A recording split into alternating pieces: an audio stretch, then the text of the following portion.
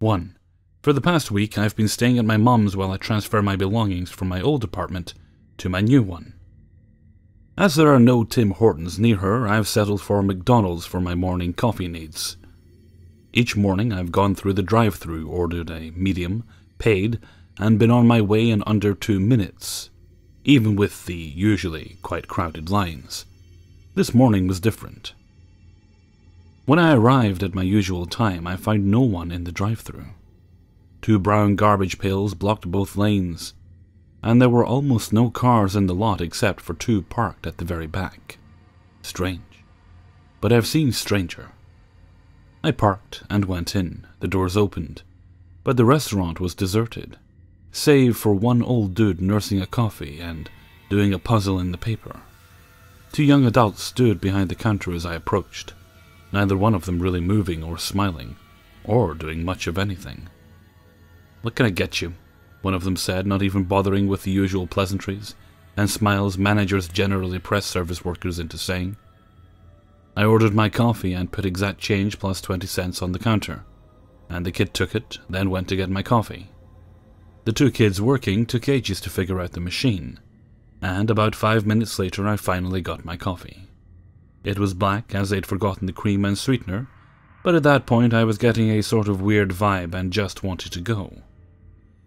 Curiosity, however, prompted me to ask, "Hey, so, do you know why the drive-thru is closed?" I asked. He stared at me for a couple seconds, then said, "Nope." There was still no one else in the restaurant in the few minutes I'd been there, and my desire to fuck off was growing, so I hightailed it out of there. The creepiest thing happened once I got back outside.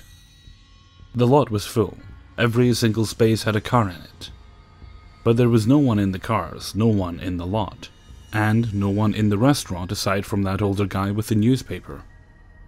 One car sat idling at the drive-thru window with a guy in it, who was staring straight ahead, and there was no one in the window at all. On one side of the McDonald's is a bath fitter place and a funeral home, both of which are closed at 7:30 in the morning. And on the other side is a bakery, which was also closed. Residential houses surround the area. There is nowhere else so many people could have gone at that hour, for any reason, and left their cars in the McDonald's parking lot. I got the absolute worst full-body shiver, and I got back into my car and took off really quick. I have no idea what it was all about, what was going on, or if it was my coffee-deprived brain not making sense of something that might have been completely normal. It was a genuinely unsettling experience. Edit. Good morning, everyone. So I went back today and things seemed to be operating as normal. I asked the woman at the drive-thru window why the drive-thru was closed yesterday, and why there wasn't the usual early morning rush, and she said, "It wasn't closed yesterday, we were pretty busy," and gave me one of those, "this lady needs her coffee stat" looks. So I asked the person at the next window what was up with the 2 weird kids yesterday, who couldn't use the coffee machine. And he just sort of shrugged and gave an "I don't know," as he passed me my coffee and McSandwich thing. I still got weird vibes from the place, something still felt off, but I really don't have an explanation. Someone in the comments mentioned a time slip, and I feel like that's what happened. It happened to me when I was in my teens on a tour at the Globe Theatre, but that's an even weirder thing I'd rather just put behind me. Anyway, I wish there had been some logical explanation for yesterday, especially the bit with the cars, but here we are. 2. This was an event that profoundly shook my entire understanding of the universe, and it happened back when I was 20 years old in 2010. I was driving with 2 friends in my car, and my friend was driving one other, and we were following a friend's text message to meet her up at a campsite in Dinky Creek, California. She drove a white pickup and I had a white Camry. We had camped there on several occasions, but not that exact location. Needless to say, we got lost following our friend's instructions to turn left at the orange marker in the tree. We saw a neon orange paper plate with a black arrow, and thought, that must be the sign, because only Tanya would do something like that. We continued down a narrow dirt road that twisted and became increasingly hilly, with one ditch to the right and a steep hill on the left. Tori was leading the way with her pickup, and it was getting dark since we left very late, after we all got off work at the restaurant around 11 p.m, and then headed up. Around midnight we came upon a dead end, a locked gate that we couldn't get past. We decided it was time to head out. I backed up my sedan and what would you know, I 100% bottomed out on a hill that I had just driven over. We tried for over 2 hours to get out of there. The car wouldn't budge, and Tori was blocked on all sides from moving the truck. We tried to back her up over the steep hill, but the back end would slide into my car. We tried everything, and mind you, we had no cell phone reception, and it was midnight, and the nearest podunk town was all closed. We were totally screwed. I called out for help in my head. Something to the effect of Great Spirit, Universe, God, whoever you are, please help me because we are totally screwed right now, and we could use a hand. Amen. Instantaneously, my friend found a giant triangular-shaped piece of tree bark, and had an idea that we could use that as a grip where her tire wasn't getting enough traction.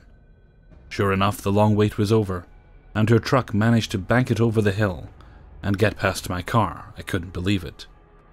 We loaded everything from my car to her truck and head out to find the campgrounds or return home, so long as we were moving. We would abandon my car and I would have to call in the morning and pay a huge bill to have it towed.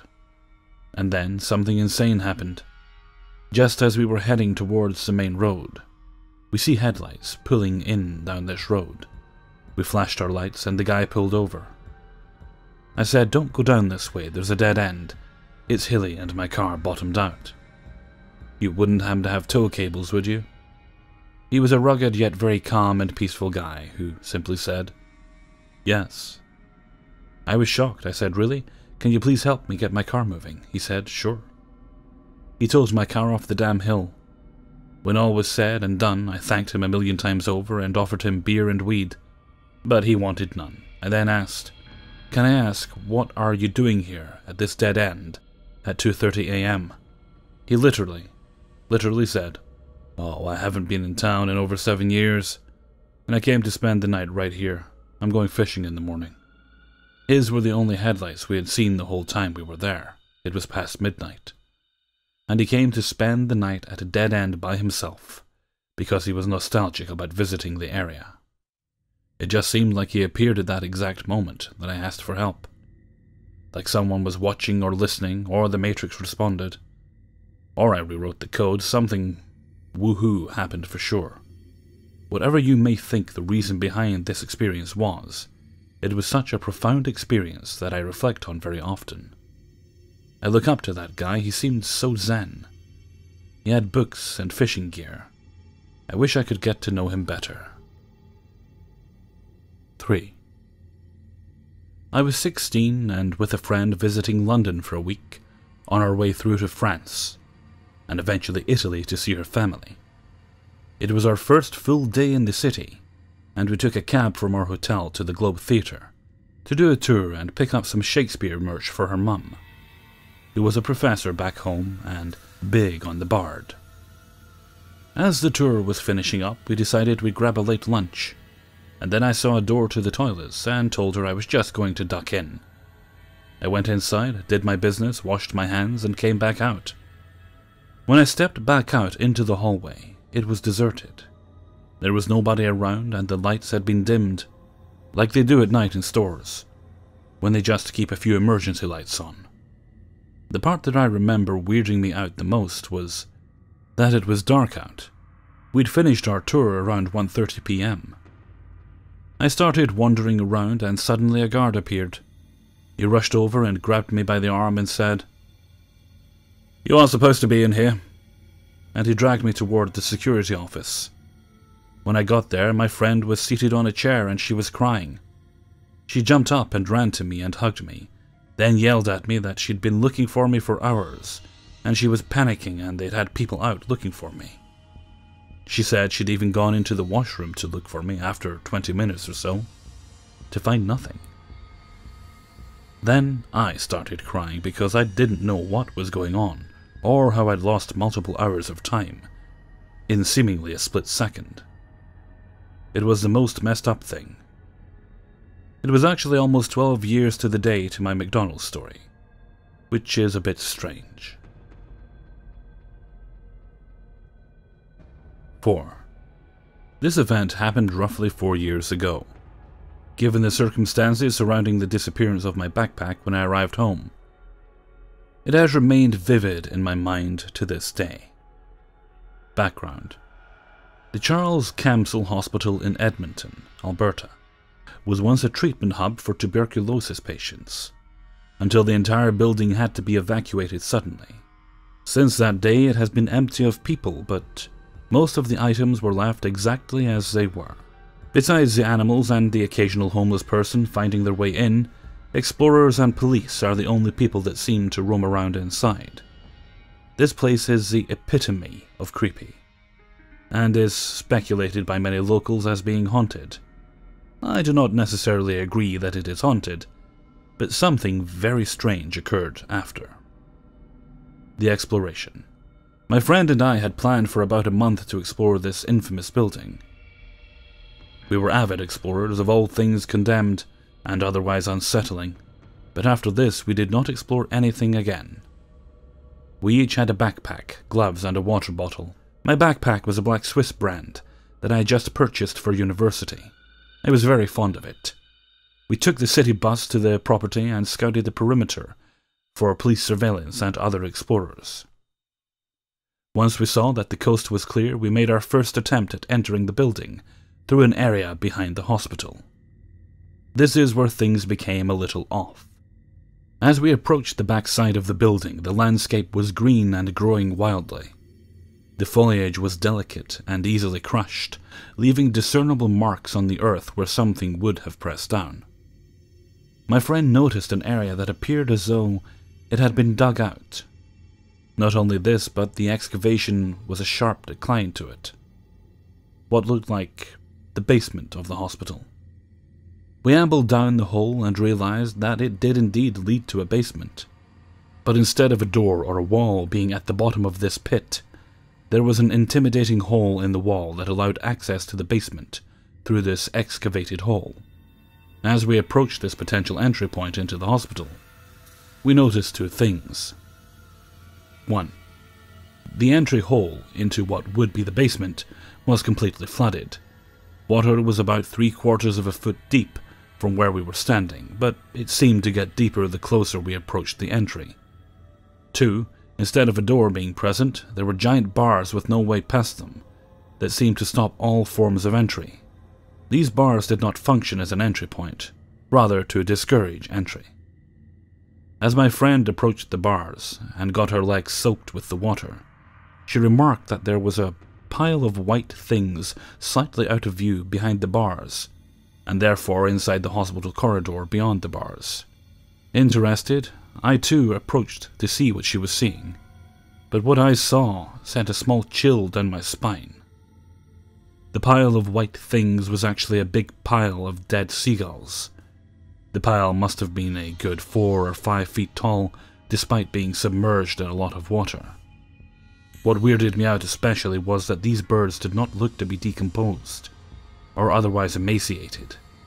They looked intentionally piled up there, but why? Why the basement? Why is everything flooded? Wouldn't a pile like this be removed through the ground floor?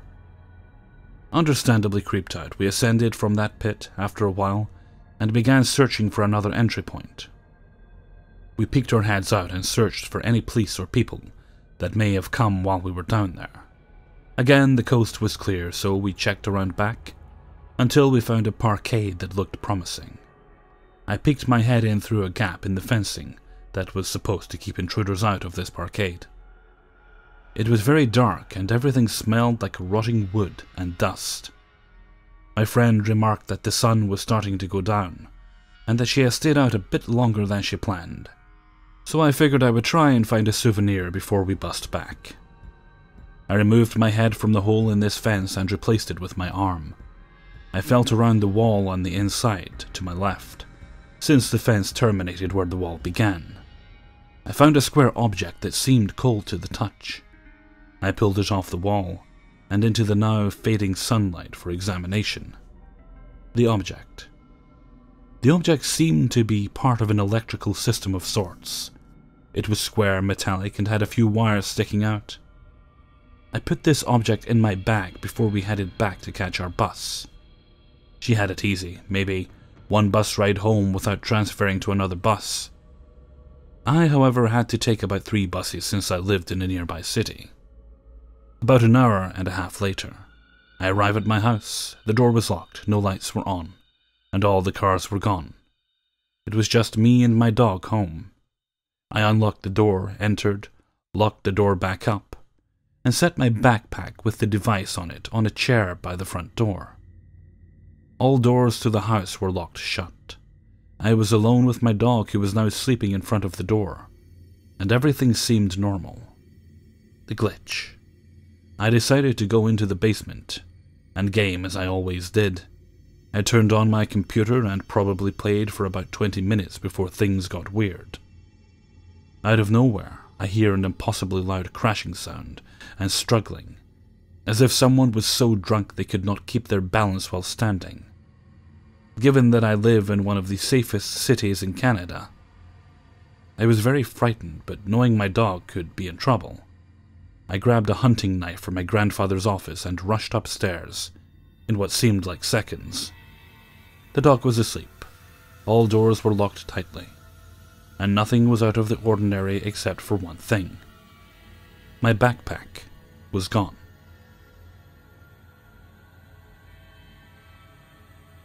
Five. So I grew up in a small town in eastern North Carolina. Like, super small.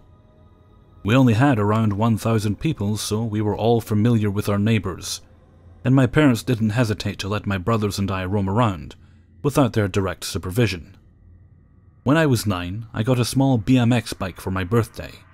It wasn't anything special, but it was the first thing I'd gotten that wasn't handed down from my older brothers, so I was understandably excited. I would ride that bike every afternoon after school, until it got dark at 5:30. Cons of having a birthday in the winter. Well, one day I decided to ride down to my grandparents' house to see them. They only live a half-mile away, so I wasn't worried. During my ride, I decided I wanted to try riding one-handed. I had been practicing on my old bike, but hadn't tried it on this one yet. As soon as I lifted my hand from the handles, it wobbled a bit and then leveled out, giving me a burst of confidence. I turned to look around, and as I did, I felt the bike slip out from under me. I slammed into the asphalt and immediately felt a sharp pain through my forearm.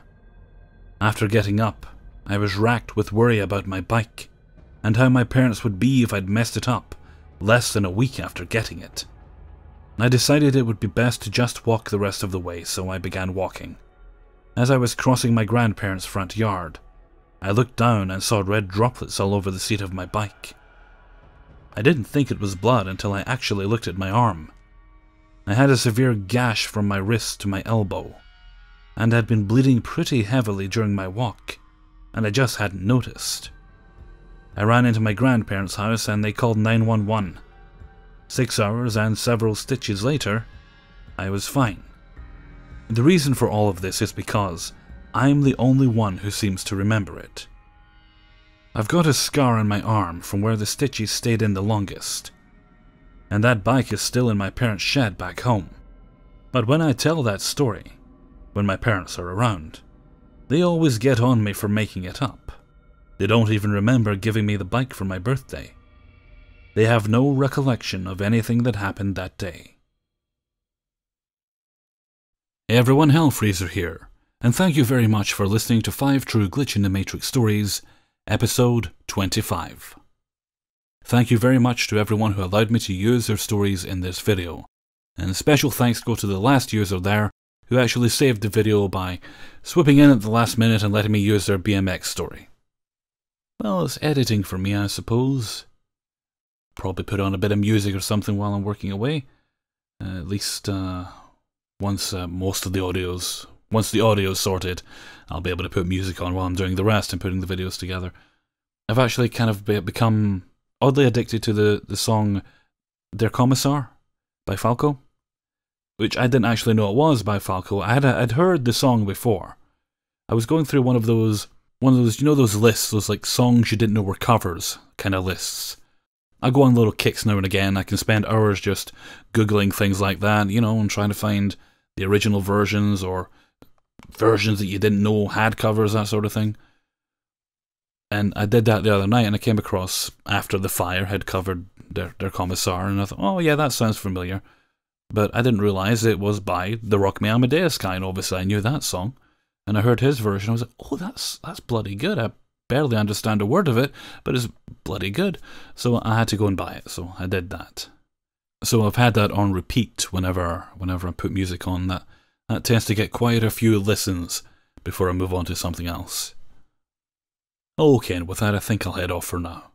So until next time, thank you very much for listening, and take very good care of yourselves.